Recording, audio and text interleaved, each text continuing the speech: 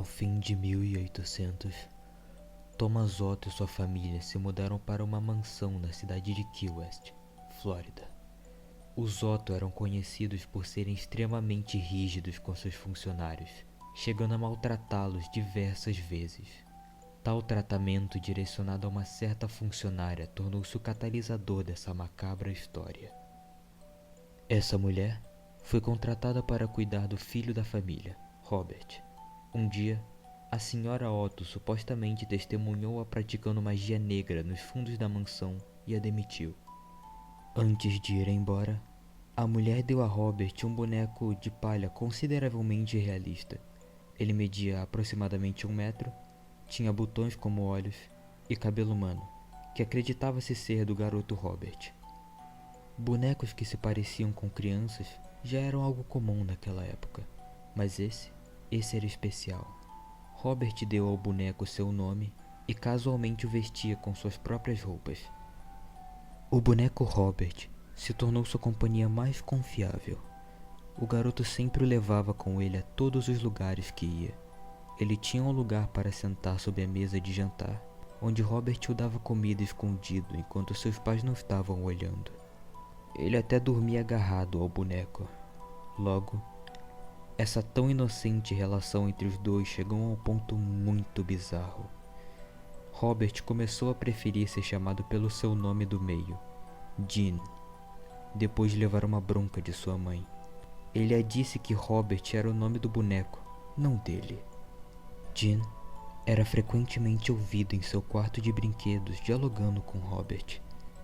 A criança dizia algo infantil qualquer e respostas podiam ser ouvidas vindas de uma voz muito mais baixa. Às vezes, Gene ficava muito agitado, preocupando sua mãe e até mesmo os funcionários. Ela entrava no quarto de seu filho de surpresa e encontrava-o encolhido em um canto, enquanto Robert estava sentado em uma cadeira ou na cama, encarando-o. Mas esse era só o começo. Objetos da casa eram encontrados jogados pela sala. Alguns brinquedos de Gene eram encontrados mutilados e gargalhadas eram ouvidas. Quando isso acontecia, Gene dizia: "Foi o Robert." O garoto levava o castigo, mas sempre insistia que a culpa era do boneco. Quanto mais eventos estranhos aconteciam, mais funcionários iam embora e outros eram contratados. Parentes dos Otto sentiam que algo deveria ser feito. Com a recomendação de uma tia-avó, os pais de Gene tiraram o boneco do garoto e o colocaram em uma caixa no sótão. Lá, ele ficou por muitos anos. Depois da morte de seu pai, Gene herdou a mansão em que passou sua infância. Ele decidiu voltar a morar nela com sua nova esposa.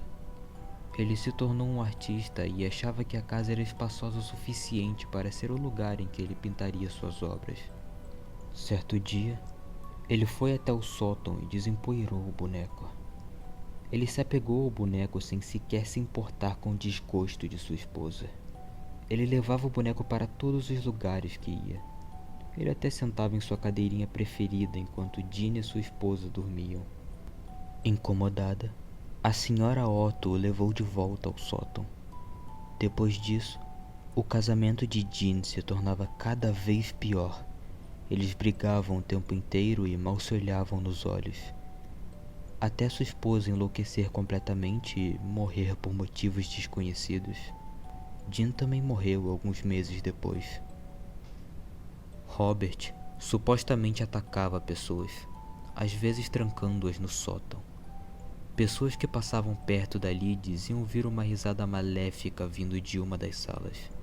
Por algum tempo, Robert continuava na casa vazia, sozinho, até uma nova família comprar a mansão e restaurá-la. O boneco foi trancado novamente no sótão depois de ser achado pela casa, mas mesmo assim era encontrado ao redor da casa pela família. Uma certa noite, Robert foi achado no pé da cama de um dos donos da casa, gargalhando com uma faca de cozinha em sua mão. Isso foi o suficiente para fazê-lo sair o mais rápido possível da casa. Robert foi então levado ao museu local em Key West, onde ele permanece sentado em uma caixa de vidro. Visitantes e funcionários do local alegam ter visto o boneco se mexer.